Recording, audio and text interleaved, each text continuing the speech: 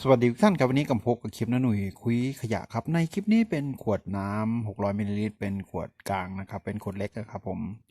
ก็คือเป็นขวดน้ำดื่มที่เราไม่ได้ใช้แล้วทีนี้จะนำตัวนี้กลับมาใช้งานกันอีกครั้งดีกว่าทิ้งไปนะครับช่วยกันคนละไม้คนละมือนะครับขยะพลาสติกครับเป็นมลภาวะเป็นมลพิษคือย่อยสลายได้ยากครับช่วยกัน